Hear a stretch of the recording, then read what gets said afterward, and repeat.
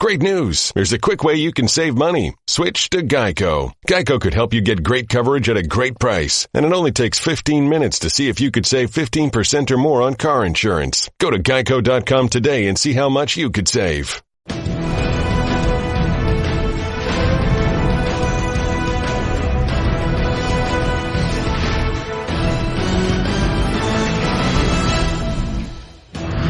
Welcome to NFL Live. Jack Collinsworth, Adam Schefter, Josina Anderson, the Hall of Famer Bill Polian. We'll do what we do. We'll start with Odell Beckham Jr. as his agent has reportedly left town after Beckham and the Giants could not come to an agreement on his true market value. Here's what Odell had to say about the ongoing contract negotiations.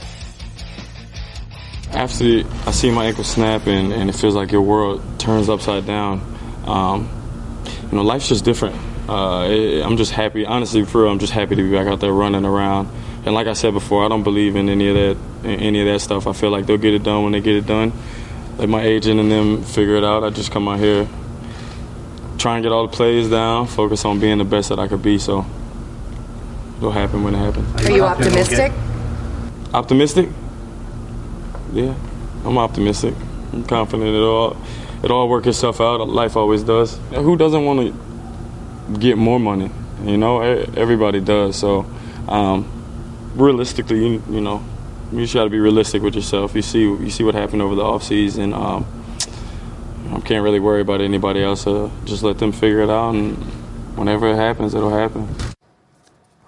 All right, so I don't know about the optimism and the optimistic answer, but there you go. That's what he had to say. So we'll get straight to Josina, who's been all over this one. Where do the Giants then have Odell's value pegged as of right now? Well, my understanding is that the total average per year on the deal right now is below Sammy Watkins. Sammy Watkins got a deal, albeit a free agent deal, at a 3-year, $48 million total value, which averages at 16. And even if you're talking about the new money, the idea is still not to just clear the hurdle in certain key contract metrics, but to actually, reset the wide receiver market. And Odell's feeling, and many of such, believe that he is a transcendent player that should do just that with the contract, particularly when you're looking at the deals from the other wide receivers in his draft class that are averaging at about 15 or 16.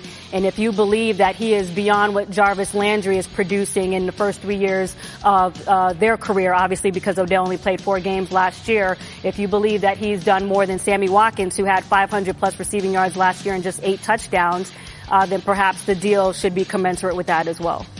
It'll come down to, I think, the structure and the guaranteed money and how to figure out that way, because if the guarantees are there, the average is secondary to the guarantees in this deal. I think both sides are motivated to get this done. With Odell coming off the injury he had last year, he can't want to go into another season and risk any other injury before getting paid the way that every other receiver, top receiver from his draft class already has. That is a key point. And obviously every time that he's out there without his signature on the deal, he's incurring that risk, particularly since the option year value right now is at $8.5 million. Bill, how do you view the Sammy Watkins news, whatever you want to call it, that came out today? It was bad news for the Giants because Sammy Watkins is not deserving of that contract. He hasn't performed at that level. And so the Giants, have to deal with that, unfortunately for them. But the bottom line is, as both JoJo and Adam said, there are 2 parts, basically, to a contract negotiation. The first is guaranteed money. Injury and injury risk plays some role in that, although there are ways to mitigate that. And then the second is average per year, which is much more of a cosmetic thing, but it's important to the player because it tells the world this is how the team values and the player. And the agent. Yeah, I never worried about agents, to tell you the truth. The bottom line is that those 2 issues are going to take a while because of the Watkins contract. And I think in the end it'll work itself out. So, Bill, Watkins is over 16. Yeah. Evans is over 16. Landry's over 16. If you're sitting here as the neutral arbitrator in this particular deal, what is a fair deal for Odell Beckham Jr.? Well, first of all, I'm not the neutral arbitrator, and so I can only tell you what history tells me, and that is that he will leapfrog all of those contracts. The question is how much. and under what circumstances. So, generally speaking, if the agent gets his APY, which is the acronym for average per year, and the player gets the guarantees that he thinks are important, guarantees are really important to the player, then the club gets the structure that it wants. That's generally the trade-off. What's interesting here is that you're reporting, Josina, that the average offer is less than Sammy Watkins, correct? On the total average per year. On the total average. Mm-hmm. So if the total average per year is lower than Sammy Watkins' 16-plus number, and the Giants don't want to come up at that point, what does Odell Beckham Jr. do? Does he roll the dice and go into the season? Does he take an offer that is less than Sammy Watkins, which you don't believe Sammy Watkins is worth that deal, Bill? So what happens then if we're at that point? Well, first of all, if Odell holds out, he incurs some pretty big fines to begin with. And I'm not talking about holding out. I'm just talking about how does he proceed? Does he? Oh, well, you proceed. You continue to negotiate. Generally speaking, everything that you said was correct, and you're one of the best. Mm-hmm. But when generally speaking, when agents or clubs are talking about a negotiation, they're not close. When they're close, they stop talking. That's the bottom line. And I think they're not close. That's what you can infer from it. Absolutely, Bill. And I think the other thing that's interesting here is that the wide receiver market really hasn't moved that much since Larry Fitzgerald and Calvin Johnson did their deals. Now, I understand that was before the rookie wage deal, but even if you're looking at what A.J. Green was making in 2015, averaging 15, and you include the increase in cap that has happened since then with inflation built into that, that's at 18.5. So even if you're looking at what Antonio Brown did with his deal last year, redoing it so it's at 17 that has you over 18. So, talks that I've heard about is why would Odell even start at less than that? And the discussion just being around that as far as his deal should reflect the fact that he is a transcendent player and should reset the market or at least boost it, much in the way that Todd Gurley has done for the running back markets and Jarvis Landry has done for slot receivers, averaging at 15 when slot receivers weren't even getting at 12 before that. Yeah. See, transcendent and reset are words that as a GM I would take it out the dictionary, Bill. That's exactly right. I would, if not out of the dictionary, get off the table. Yeah, maybe out of the thesaurus. That's exactly right. Injuries, for the record, have been an obvious concern. 47 out of a possible 64 games is all that OBJ has played in. So that's where those stand. We'll get you more on the negotiations as they come. Let's get to more wide receiver news right now. The Cleveland Browns have traded their 2016 first-round pick, Corey Coleman, to the Buffalo Bills in return for a 2020 seventh-round pick. Health has been on the table as well for Coleman as he missed 6 games in his rookie year and 7 last season. Adam is all over this story. We'll get it to him here soon. Here's what GM Brandon Beane said on the deal. I remember scouting him in college. We actually did a private with him, and so I got to know him a little bit, and his makeup and all that. You can't coach speed, and we're always looking to add it. So that was one of the attractive things of him coming out, and he still got that. We're trying to get better at every position. That's the reality. And maybe sometimes you're looking harder at certain positions where the competition's unsettled. We view it as a fresh start here to earn and compete, and there's nothing guaranteed here. He's got to come in and earn it, whether it's a starting job or just a job on the 53. Well, the Browns drafting continues to be a house of horrors. They made 8 first-round picks from 2012 to 2016, and with the trade of Coleman, none of those players are still on the team. And the Browns are the only team in the NFL without an original first-round pick prior to 2017 on their current roster.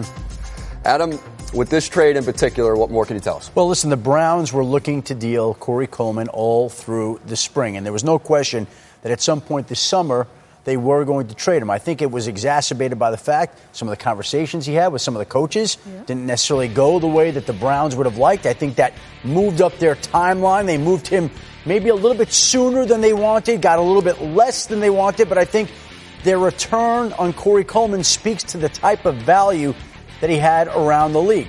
They didn't even get back a 7th-round pick in this upcoming year's draft. They did it in the 2020 draft. And I think the reason that the value was so low is that they agreed to take on $3.5 million of guaranteed salary that was still left in Corey Coleman's deal. He doesn't go there with a great reputation from his days in Cleveland, but the Buffalo Bills are hoping that a restart, refreshed, new change of scenery will help him reach some of that potential that made him that first-round pick. The other interesting part of this, of course, is that the Browns picked him in the draft in which they had the second overall pick that they traded away to the Philadelphia Eagles so the Eagles could go get Carson Wentz. And the people that made that deal, Harry Roseman, Doug Peterson, they get 5-year matching extensions on the same day that Corey Coleman is traded to Buffalo. And the two events are not altogether entirely not unlinked. Mm-hmm. And that's interesting because you're looking at the fact that Corey Coleman really this year was trying to prove himself after 2 injury-filled seasons and not really getting the opportunity to do that. I talked to Jarvis Landry last night, and he said it is unfortunate. Matter of fact, I saw the both of them working out at USC when I was in California, and I saw that Corey was trying to put the effort in, and that's what Jarvis mentioned last night. But at the same time, he does feel bad for him. I know he's trying to contact him last night, and Corey Coleman now we'll have to see how everything works out with this new team. If everything, gets smooth and he shows up. And I think the other thing that's interesting with that is I was talking to a coach last night and I said, what do you think about the fact that he's traded? And his thoughts were, well, for a guy that had that type of speed, we were not seeing the separation that we needed to see on a consistent basis. That was the comment from the coach. But I do know that Corey has been working hard. I've seen him working hard in person. It's unfortunate that it's worked out this way. And this is strictly professional, not so much something personal that may have happened within the locker room, something along those lines. The sense I've gotten is that he was not the most popular guy there. That I think that this is a chemistry talent issue together. They wanted to move on from him. Keep this in mind. That litany of horrors that you pointed out was done by people who are no longer with the Browns. Exactly. John Dorsey is a professional. The people who preceded him were not. And they're responsible for the dumpster fire that is the Browns.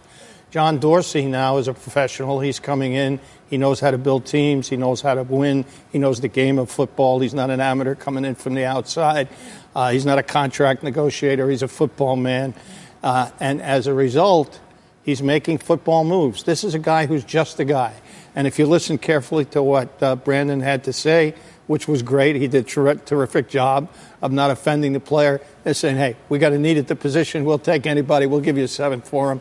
We'll take the 3.5. Good. Let's go. Maybe he makes the team. Maybe he doesn't. He's just a guy at this point in time. The good news for Browns fans is there's now a professional in charge of the future of the Browns. Mm-hmm.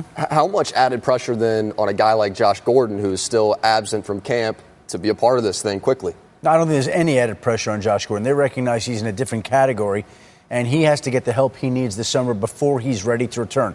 Regardless of what happens to Corey Coleman or Jarvis Landry or Antonio Callaway or any other wide receiver on that roster, Josh Gordon will come back when he's ready to come back. They will make the moves that they have to, irregardless of Josh Gordon. And so they'll wait for him. And I also think Josh Gordon, as much as they love him and that's a transcendent talent as well, he's not somebody that they can count on. And if and when he does come back, that's a bonus that he could be a huge bonus. But somebody that's had all the issues that he's had, it's hard to depend and rely on somebody like that. As lawyers say, can we stipulate that the word transcendent will not be used unless it's applied to Tom Brady or someone like that? I heard they just put it in bold, actually, Bill. So do you think that this is a move for them to maybe bring in somebody like a Dez Bryant, somebody else on their way into Cleveland? What do we think overall? Well, I was just talking to a source before we came on the air, and specifically the text said that the move was not done to clear room for Dez Bryant, although I have talked to players last night who actually would be excited for him to contribute even in the wake of what's happened with Corey Coleman. And I also talked to another coach who said, per their own research, none of the feedback that they have gotten is that Dez Bryant is not workable as far as a football player and on the field. So that coach made a point to underline that. But the text I just received 5 minutes ago was that it was not done to specifically clear room for him. Adams made a great statement here just a minute ago. You can talk about speed, and that's important for a wide receiver. But the two most important things for a wide receiver in the National Football League are separation, quickness, and ability, and hands. And in Dez's case, the separation is down markedly. The hands are down markedly from what they were. They're still good, but they're down markedly from what they were. And in Corey Coleman's case, as Adam pointed out, the separation was not there. The clock speed is fine. That's the qualifier. But you got to have all the rest. And in those two particular cases, some of that is lacking. And you know what's interesting? I think he was the Biletnikoff Award winner when he came out. I remember because I think I've covered the Browns for the draft for the last 3 years. And at the press conference, they pointed out that he had 20 touchdowns, a Biletnikoff winner, speed, and all this other stuff. And then, 3 years later, look at what Adam is reporting. And there were front offices at the time. We could do this for every draft, though. Right. That didn't even feel he was the best receiver in the draft. They felt that there were other wide receivers that had more upside, more talent. And the Browns traded back from number 2 to number 15 and took Corey Coleman with the 15th overall pick, and the Eagles got, sorry, Bill, a transcendent talent. I'll accept that. He hasn't done it quite long enough, but I won't gong you on that. What do you think of the trade from a team from We need the hype Buffalo's perspective, if you will? Do you like it? They got a guy. They got a guy for nothing. They gave a bag of footballs, and they got a guy who can compete for a spot on their team. The Super Bowl champs announced today that Vice President of Football Operations Howie Roseman and head coach Doug Peterson have their contracts extended through 2022. The Super Bowl title is the ultimate validation, but in 2 seasons under Peterson and Roseman, the Eagles are 20-12 and ranked in the top 5 in scoring and points allowed, and the only team to outscore its opponents by more over that span is the Patriots. So, Adam, how important is it for the Eagles to get Peterson and Roseman specifically on both 5-year matching contracts? Well, Jack, you see this all the time on teams throughout the league when there's a GM that hires a head coach or a head coach who's in place when a GM is hired.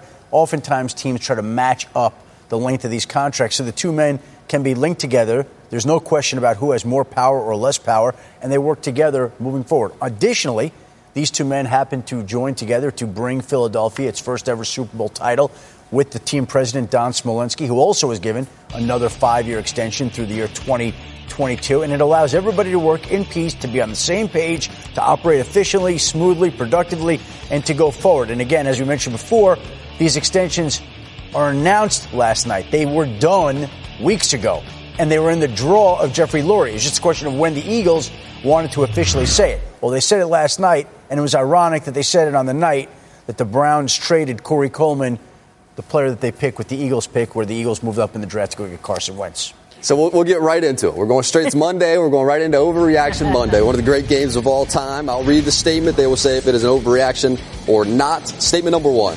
The Eagles will win at least one more Super Bowl in the next 5 years. Adam, overreaction or not? Not an overreaction. I think you've got a team here that, with Carson Wentz at quarterback, no disrespect to Nick Foles, is going to be in play for a Super Bowl every year. Now, Jack, it doesn't mean that they will win one, but they will have a chance to win one every year for the next 5 years, I would bet, as long as Carson Wentz is healthy. They have the talent base.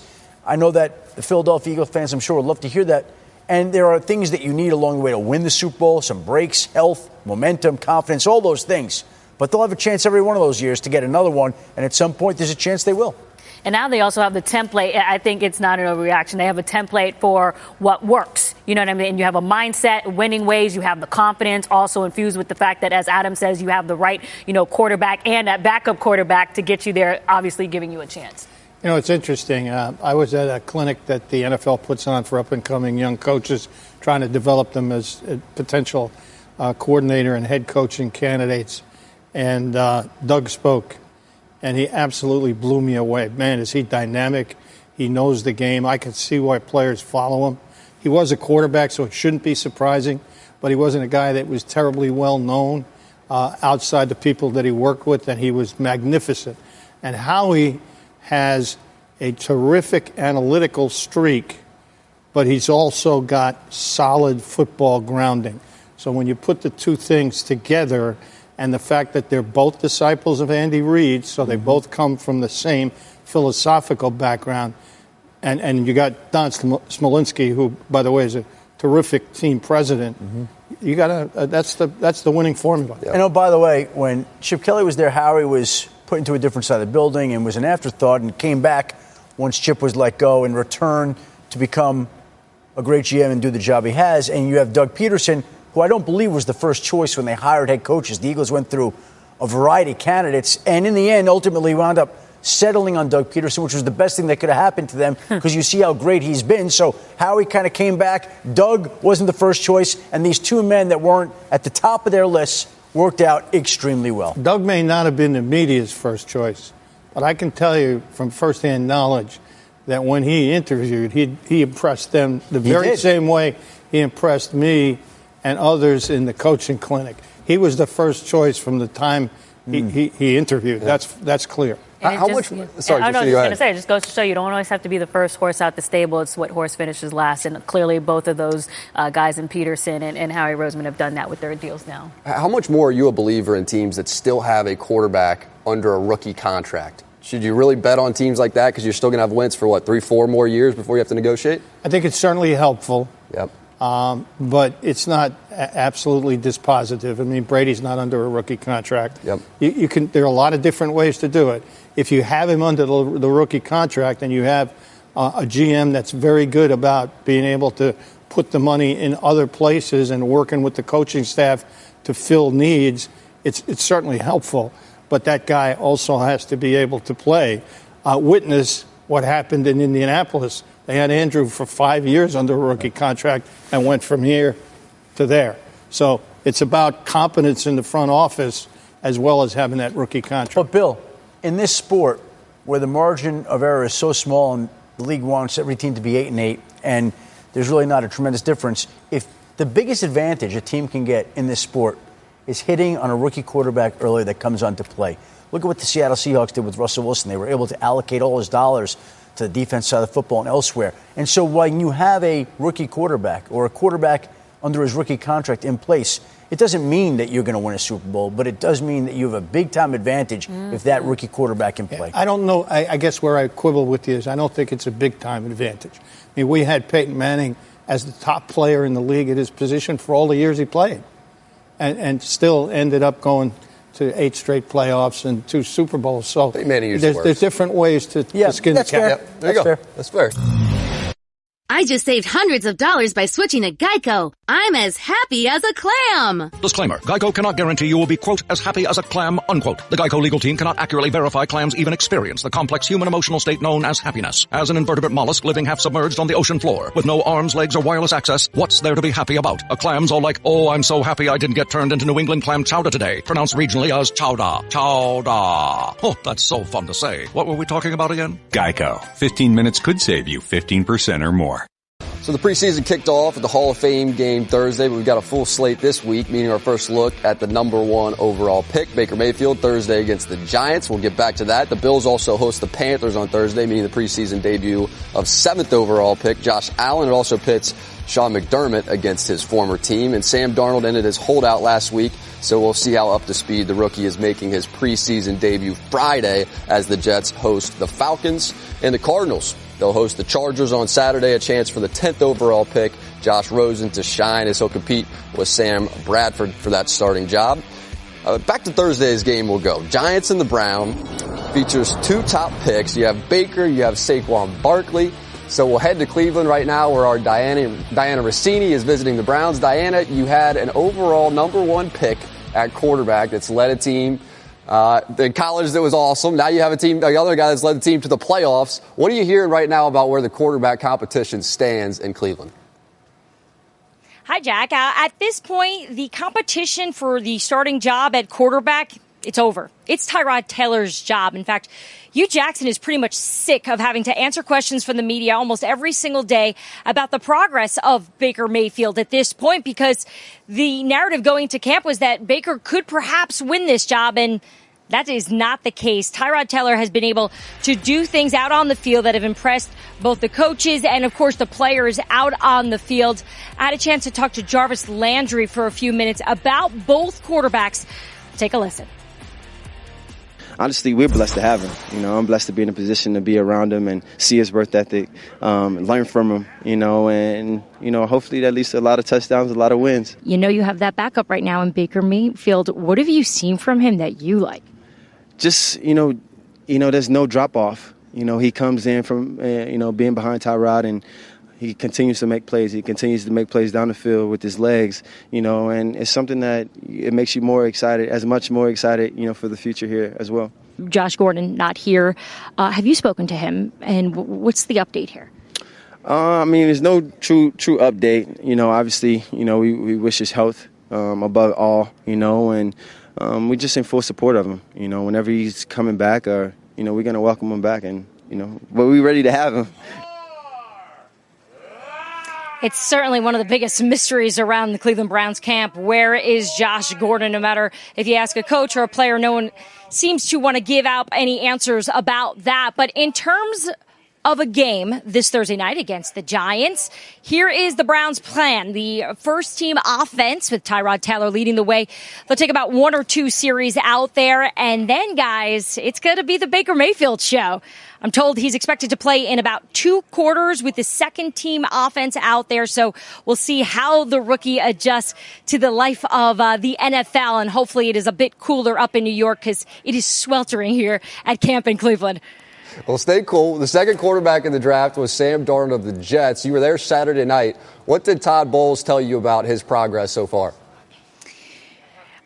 Jack, it was pretty clear, and that is he cannot believe he is seeing what he's seeing from Sam Darnold just as a rookie, because on Saturday, that was just the 4th practice for Sam Darnold. Remember, he missed those first 3 days of practice because of the contract situation, but here were some takeaways from Todd Bowles. Mobility. He was so impressed with how Sam Darnold was able to pass on the run. His overall awareness. I even had a chance to talk to Josh McCown, and he spoke specifically about the poise Sam Darnold has in the huddle. And really, the story coming out of New York at this point is Sam Darnold is way ahead of schedule in terms of his understanding of this Jets offense at this point.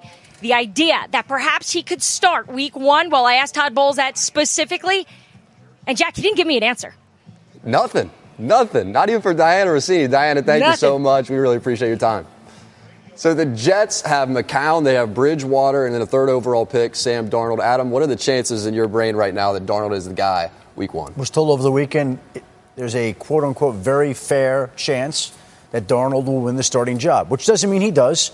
But what it does mean is that he's going to go into the preseason with a chance to win that starting job depending on how he plays. And isn't that what the preseason is for? They are open-minded to it. They know they have Josh McCown, who's a dependable veteran. They know they have Teddy Bridgewater, another dependable veteran.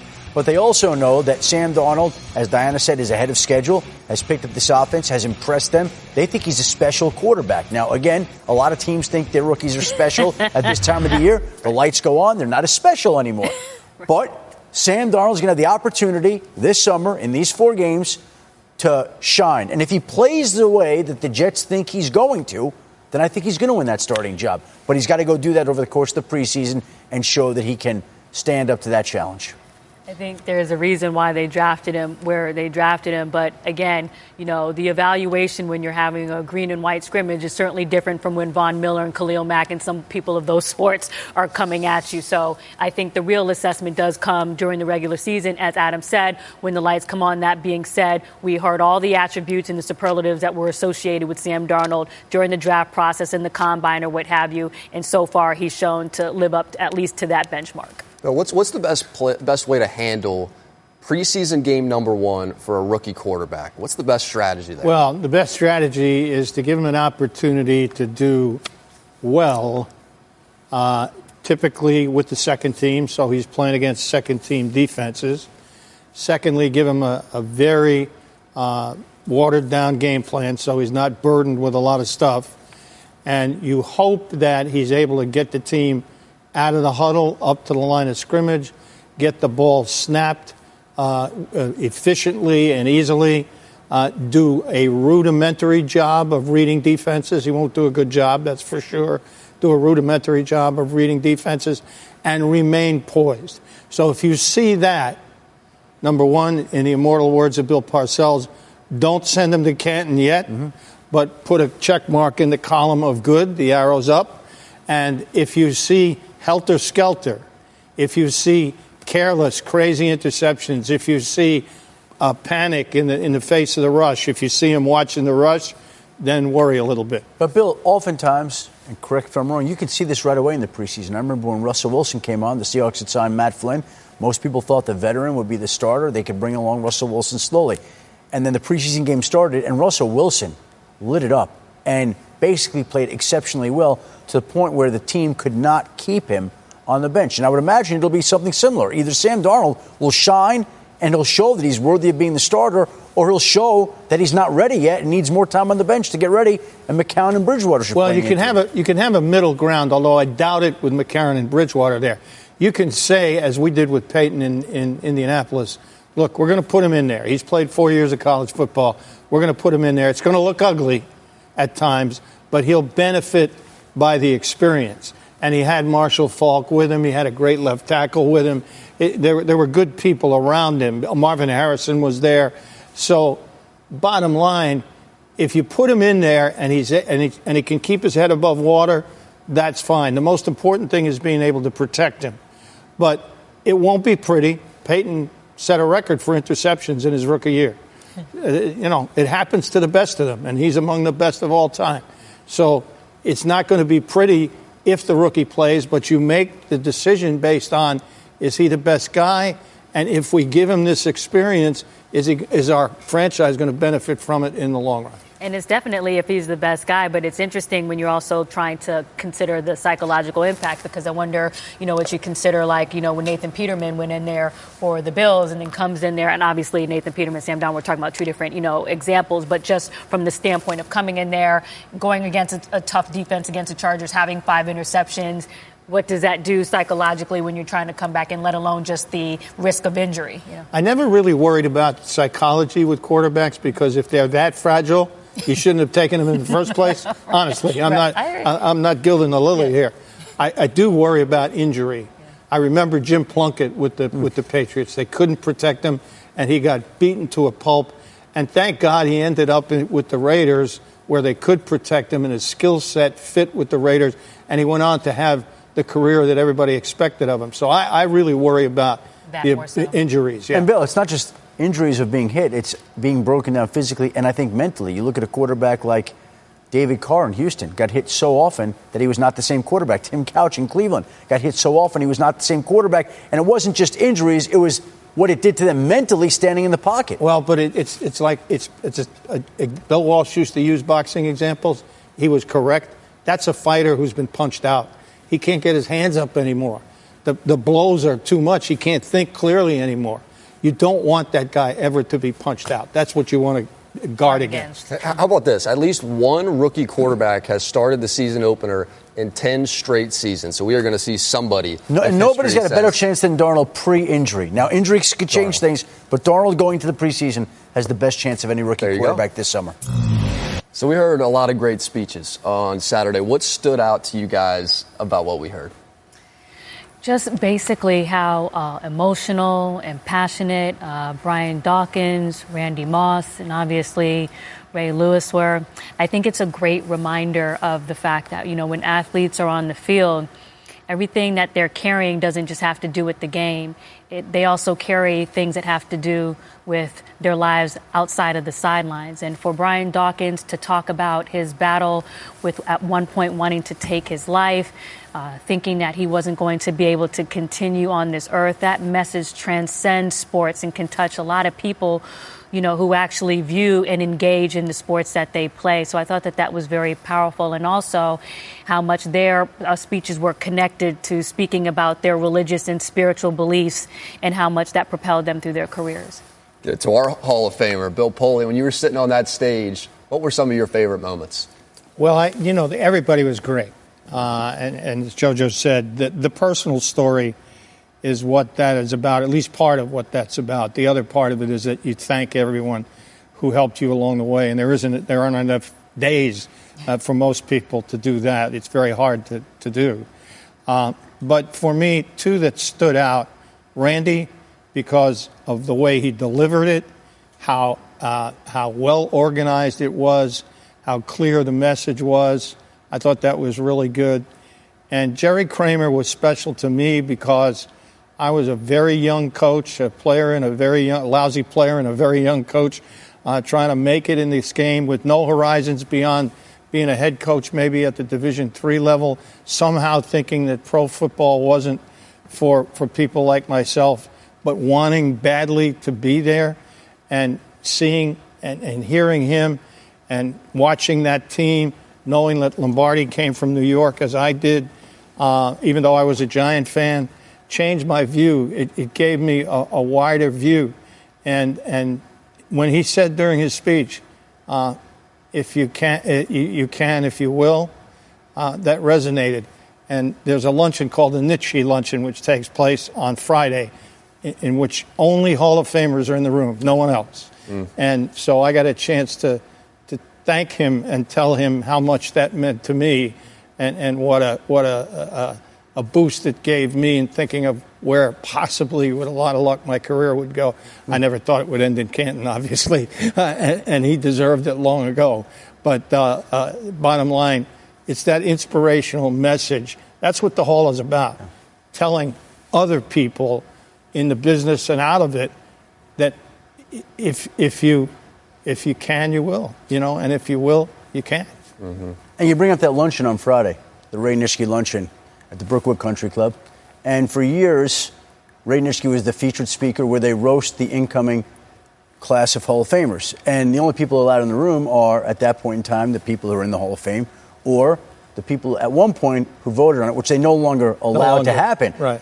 But I was in that luncheon, and when Nitschke used to do it, it was very emotional. I can see Ray Lewis being the leader of that room in years to come, with the passion that he brings and the way he preaches. He was the first guy here not to stand at the lectern, to wander around with the wireless mic on, and to speak to the audience. Very 2018. And I think in time that he will be that featured speaker in that room. Hard to project in a room of such dominant, strong personalities and outspoken men, but I could see Ray Lewis leading that Ray Nitschke luncheon for years to come on Friday. It's interesting. There are no featured speakers. Anybody who wants to speak can.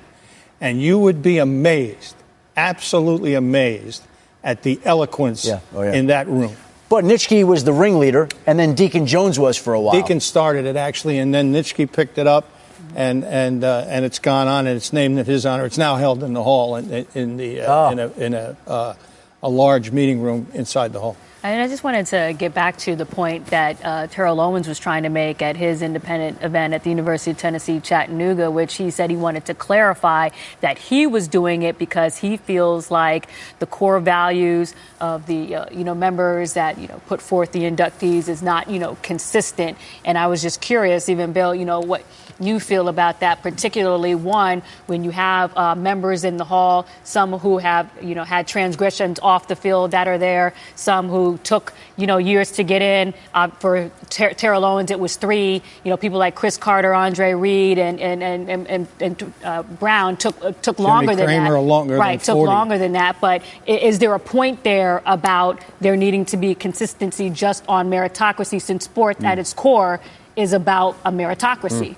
Well, there's a lot of parts to this. The first is that the selection process is governed by the board of directors of the hall. The general consensus in talking to my fellow members, my fellow Gold Jackets, is that it was a shame that he was not there, because at no other time in your life will you ever get the opportunity to say your piece the way everybody did, to explain to the world why you did what you did. At no other time will you receive the adulation and the love and the accolades that you do. At no other time will you have the opportunity to share it with your family in that kind of setting. Imagine a family sitting there among 22,000 people and seeing their member up there being honored with only 317 or so people in the history of the game. Imagine how the mamas feel. Imagine how the father, Mr. Brazil, if Mr. Brazil could have, he didn't need feet to walk on the stage. He was flying. It's heartwarming to see that. And he missed all of that. And most of all, he missed his classmates. You are close with your classmates. You spend 5 days actually, with them in really close quarters. He missed all of that, and it's a shame. But is the criteria inconsistent? Is the criteria? I can't answer that. I've never been in the room. That's the point he was trying to make. I got it. But okay. Yes, it is. As a matter of fact, one of of all of the players and Gold Jackets that I spoke to, the general consensus was this: whatever he did, he did. And somebody's going to have to deal with that down the road as an issue, generic issue, not related to him. But the minute I'm quoting someone now, I shouldn't probably because it's a quiet. It shouldn't be quoted, but it's been out there, so I'll do it. The minute he decides to come back in here, he's one of us, and we welcome him with open arms. Well, let me say this. Randy Moss called him after the ceremony to let him know that they missed him there and that he wanted him to be there and that they have love for him. Ray Lewis said the exact same thing. So even though he wasn't there, he was there in spirit. They were thinking of him. They connected to him. And you heard Ray's message of love that night. That was the love that he extended to Terrell Owens. He did what he wanted to do that day. The Hall of Fame inductees did what they did that day. Two different ideas. They're always part of the same class, just carried about it with different methods and different ideas. And I speak for all of us. Congratulations to our teammate, Randy Moss, and what a heck of a speech he gave up there on that stage. All right, it is press coverage. It is Tweet 30. I refuse to talk over that, so I'll get it to Adam. Adam, what's going on? Well, the Atlanta Falcons have been busy signing players to extensions this offseason, Jack, and they've done it again, reaching an extension with safety Ricardo Allen. 3 years, $19.5 million. The ink is getting dry on this one right now, but already they've signed Matt Ryan to a lengthy extension this offseason. They've signed Jake Matthews to a lengthy extension this offseason, and Ricardo Allen, who is headed into the last year of his deal, now gets a 3-year, $19.5 million extension, becoming the latest Falcon to land a new big deal. The Colts will face the Seahawks in their preseason opener on Thursday night, and quarterback Andrew Luck is expected to play about a quarter. They're saying it'll be his first time throwing a ball in any game since January 1st of 2017. Luck tells Peter King of NBC Sports, nervous? I'll be very nervous. Here's Luck talking to our Sal Paolantonio. There was a time or two where I thought I would not play football again, and I didn't think it was worth playing again. And I'm so glad to have worked through that. Like I said, I've received a lot of help, teammates, friends, family, professional help, and also talking to some of my contemporaries and about things that they've gone through, and them sharing and opening up, about themselves was also very helpful. I never thought I'd have this much fun playing football again. I really didn't. I remember walking out to the first practice of training camp and having butterflies like it was a football game, like it was an opening game or a playoff game. And I had to take a moment and like calm down a little bit. Thought, man, that's cool. You get to feel that again, Andrew. You get to feel those butterflies. So it's like a new lease on my football life. I'm loving it. So there you go, a new lease on life. We'll have more from Sal's conversation with Luck later this month. We'll get this to Bill. What are some important things to look for when you see Luck back on the field for the first time? Well, for one thing, that interview gives you some insight into what an athlete goes through when recovering from injury. Athletes make their living with their bodies, and they're just like all the rest of us. They have the same insecurities and the same worries, but it's exacerbated by the fact that you may not be able to do it again. So that was very revealing. Secondly, what you want to do is see, like a pitcher coming off Tommy John surgery, that he comes out of it whole and healthy. If he does, it'll be a success. Who cares whether he throws 17 incompletions or 5 interceptions? It doesn't matter, so long as that shoulder holds up and everything's fine. How important is this preseason-wise? I mean, you got to believe they're going to get him at least some reps. How do you think they play the preseason as a whole? Frank Reich has said that he's going to give him plenty of reps. He's going to get a quarter probably tonight. He'll probably get a half or maybe a little more than a quarter and a half next week. The third game, he'll probably go into the third quarter, and they may even give him some time if they feel he needs it in the fourth preseason game. Although the Cincinnati opener comes up against that pretty quickly. I think they'll probably play the fourth game by ear, but he'll get plenty of work up until now, and he needs it. He needs to get the rust off.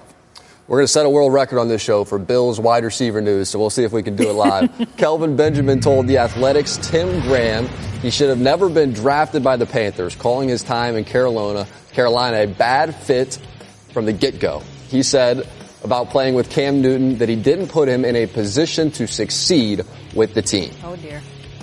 Quote, if you would have put me with any other quarterback, let's be real, you know what I'm saying, any other accurate quarterback like Rodgers or Eli Manning or Big Ben, anybody. Quarterbacks with knowledge that know how to place a ball and give you a better chance to catch the ball.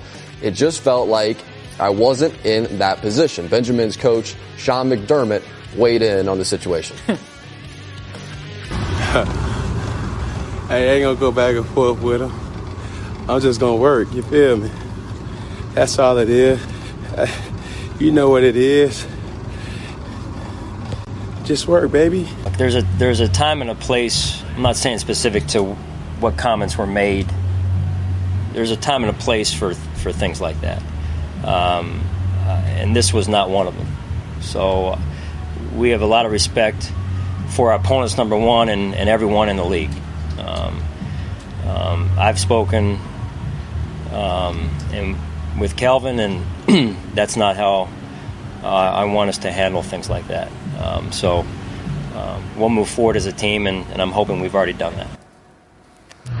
All right, so I want to get straight to Josina because you were with Cam Newton. I saw the handshake, so I understand there's a little bit. I understand what's going on between you two. Folks. I know you may have.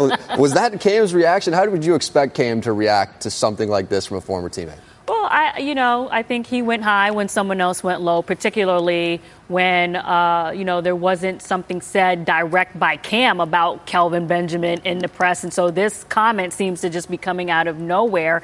Also, when you look at the stats that Kelvin Benjamin accrued once he went to Buffalo, just getting 217 receiving yards and 1 touchdown. I know that wasn't for a full season, but that's with another quarterback that wasn't Cam. So, there's one way to have a feeling about certain things, right? But it's certainly another to put it in the public atmosphere and to disrespect someone who hasn't seemingly done that to you, especially publicly. Bill, how do you view just when comments like this come out, former GM, Hall of Fame GM, how do you look at it? With a jaundiced eye and a clenched jaw, just like Sean did. It would be a very short conversation for me, as I'm sure it was with Sean. Don't do it. Don't ever do it. Don't do it again. And don't speak about any other opponent or player unless you're going to say it in a positive tone. And you don't have to be a Hall of Fame GM to recognize that it's just something not smart to say something like that. Mm-hmm. Just don't do that. But when you have one, I figure I might as well ask him, right? Absolutely, Jack. I mean? For good reason. So before the preseason game Thursday, the Rams and Ravens are going to link up this week for a joint practice that'll be in Baltimore, Maryland. Reminded us of this little tussle. Adam did a nice job putting this on the Twitter sphere. You guys remember this one? Well, the first practice began at 2 o'clock Eastern today, so it's been underway. And Aqib Talib and Michael Crabtree, once again, will be meeting up.